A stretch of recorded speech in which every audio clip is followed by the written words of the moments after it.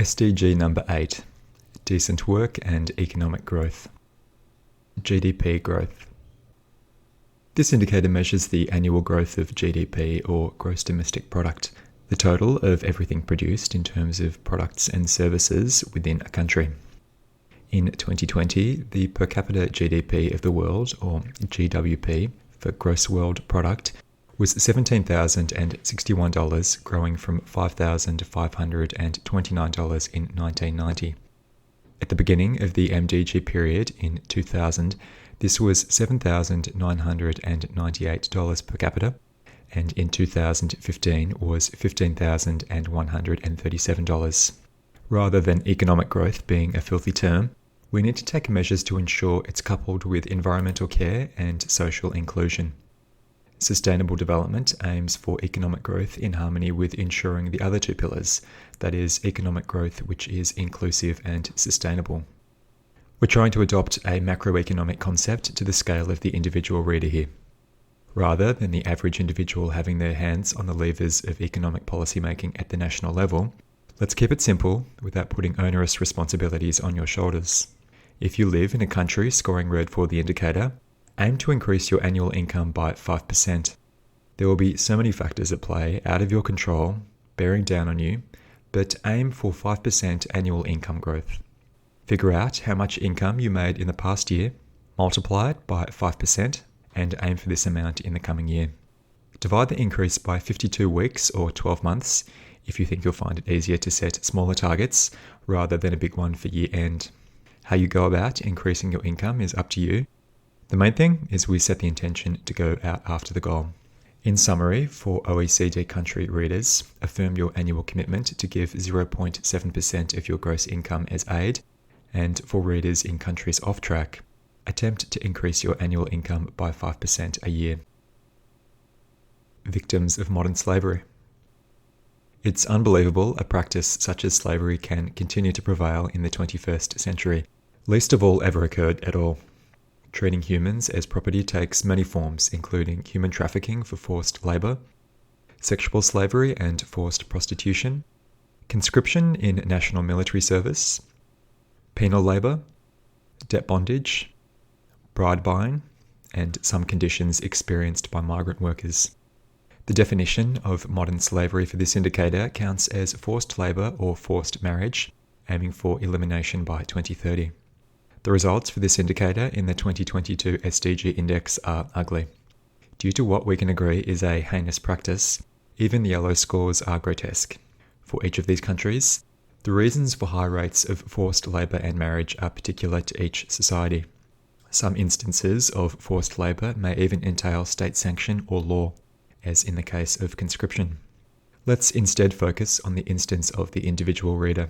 Rather than imposing responsibility on the victim of slavery, instead it ought to be on the enslaving person, whether employer, husband in forced matrimony, or parents of a bride in a forced marriage.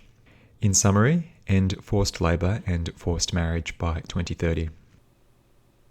Adults with an account at a bank or other financial institution or with a mobile money service provider. This indicator aims for 100% of a population aged 15 and over, to have an account at a bank or other financial institution, either by themselves or shared with someone else, or to have used mobile payments in the past year. In 2021, 76% of the world population owned such an account. The beauty of mobile banking is in the unexpected ubiquity of mobile devices in low-income countries. There's little incentive for a bank to open a branch in a far-flung, rural part of a low-income country. Populations in low-income countries can instead use a mobile app to transact whether they own a device themselves or share within a family or community. Depending on the country and mobile payment service, this could rely on SMS technology or more advanced mobile apps. Kenya is the success story due to the success of M-Pesa, which also features a microfinancing function. M-Pesa has since expanded to more countries, but looking at the 2022 scores for this indicator, with unequal success as its native Kenya. When a survey asked respondents why they were yet to open a bank account, the most common answers were a dearth of funds to deposit, as well as cost and distance. If someone has only a couple of dollars to rub together, it's only going to compound the issue of opening a bank account if this comes with account fees. In summary, for readers in countries off track, open an account at a bank or a mobile money service provider if affordable and available, aiming for all to have such accounts. Fundamental labour rights are effectively guaranteed. This indicator measures the effective enforcement of fundamental labour rights, including freedom of association, right to collective bargaining, absence of discrimination related to employment, freedom from forced labour and child labour. The data source for this indicator is one of the factors of the World Justice Project's Rule of Law Index. A score of 1 is the best score, with 0 the worst score. In the context of this indicator, countries are aiming for a score of 0.85. Depending on the country you live in, you may be familiar with the presence of trade unions and would have experienced the relationship between employers and employees and contracts. Your national government may have an agency upholding employment standards. In some countries, there's a very prominent history of labour law in different guises, dating back to the cotton mills and factory systems of northern England at the beginning of the Industrial Revolution, and in other forms before industrialisation. What should be the legal price floor for the exchange of payment for work, otherwise known as the minimum wage? What is the threshold of a living wage? What framework exists to ensure occupational health and safety? Are anti-discrimination laws applicable and enforced in workplaces? What are the grounds for unfair dismissal in terminating employment? What prohibitions exist around the use of child labour? Is freedom of association permitted, allowing groups to form a club and take collective action, such as a trade union? Some countries have developed a tradition of co-determination, a model of corporate governance representing workers among the board of directors. The intention of this is to ease a more harmonious process of collective bargaining in negotiation, mitigating the risk of strike action. The impacts of globalization put a lot of pressure upon labour, and the UN has a body to oversee this field, the International Labour Organization, which brokers international labour law, both as it relates to international law, but also the conflict of laws between countries in dispute. In summary, for readers in countries off track, as an employer, ensure freedom of association, ensure collective bargaining, desist using forced or child labour. As employers and colleagues, ensure workplaces are free of discrimination. Fatal work-related accidents embodied in imports.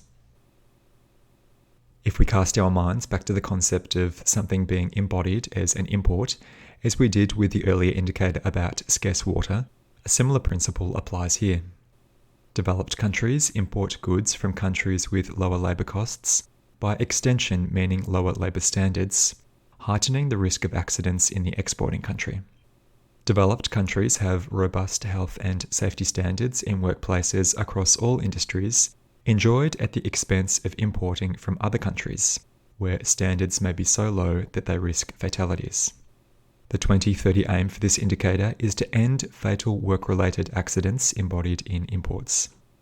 The indicator's data source is an academic journal article titled Trade in Occupational Safety and Health. Looking at the topic of labour conditions in developing countries for export markets, exploring the harms embodied in the global supply chain. Only a handful of countries have scored red, including Kuwait, United Arab Emirates, Mauritius, and Singapore. Referring to data you can explore in the SDSN website, which tracks bilateral spillover effects, we can identify which imports from which countries are contributing to fatal work-related accidents. Based on this information, readers from countries off track can identify imports from certain countries they should find alternative sources for, lest they create demand for fatal work accidents. For Kuwait and the UAE, most of these fatal accidents are being exported from India, and for Mauritius from Madagascar. In summary, for readers from countries off track, research the countries from which the accidents are embedded in imports at www.environmentalimpact.global/spillovers. Also, seek alternative sources for these imports without embedded fatal work-related accidents aiming to end global fatal work-related accidents embedded in imports by 2030. Unemployment rate. This indicator is an estimate of how much of the labour force is unemployed, yet is free to work and looking for work. The indicator speaks to an economy-wide issue, often beyond the scope of the individual. This indicator excludes OECD countries, with an aim by 2030 of 0.5% unemployment in the total labour force. The 2020 world unemployment rate was 6.5%, a modest improvement from the 2015 estimate of 5.6%. Any government knows the importance of employment, both to ensure they stay in power, as well as the more benevolent consideration of ensuring the well-being and prosperity of the populace. Unemployment, whether acute or chronic, is detrimental to one's sense of security and identity, with knock-on effects to mental health, as well as standard of living from lack of income. Evidence also suggests the effects of high unemployment rates on the rest of the workforce in employment can be negative, undermining their own sense of security. Individuals in the economy may feel they are bit players, far from the levers of the economic engine of the national and global economy. This can lead to a sense of powerlessness, bordering on despair when confronting periods of severe recession. Technology and innovation have always played a disruptive role in labour economics, even though we also experience the boons of technological advances and inventions. Each of us has a tacit understanding of the role the increasing shift toward a digital economy will have on our employment prospects, even if one of the potential effects allows us more leisure time.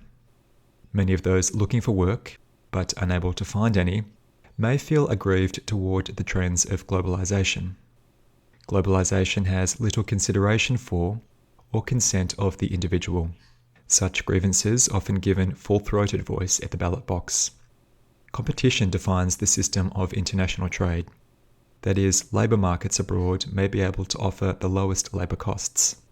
Governments are entrusted to attempt to remedy this, as though the government were a synonym for a guarantee of as close to possible full employment. Governments use whatever policies and regulations they have at their disposal to fulfill this brief. Yet, whatever our perceptions of what politicians owe us as a populace, they are fallible humans at the mercy of markets. Sometimes governments are unable or unwilling to impose themselves on economic markets to effect maximal change. Still, governments have fiscal policy tools in their kit. Central banks often have a degree of independence from the government and can exercise monetary policy to target an ideal employment rate. We may finance the government as taxpayers, but in realistic terms, this is less than a guarantee of full employment in the economy. If the solution to unemployment was commonplace, a lot of politicians and citizens would be a lot happier and relieved. Because this indicator calls upon an economy-wide matter, it's impractical to offer an individual scale solution. If an individual in a country off track wants to work, though is unable to find employment in their home country, we can't ask any more of them. Nor is it practical to ask their compatriots to create jobs on behalf of the unemployed. Aid and investments from OECD readers help build the foundation for an economy in the form of education and infrastructure, which could help lead to jobs. The fundamental reasons for unemployment are macroeconomic. Therefore, the best level to boost employment lies at the scale of national government policy and international labour and trade.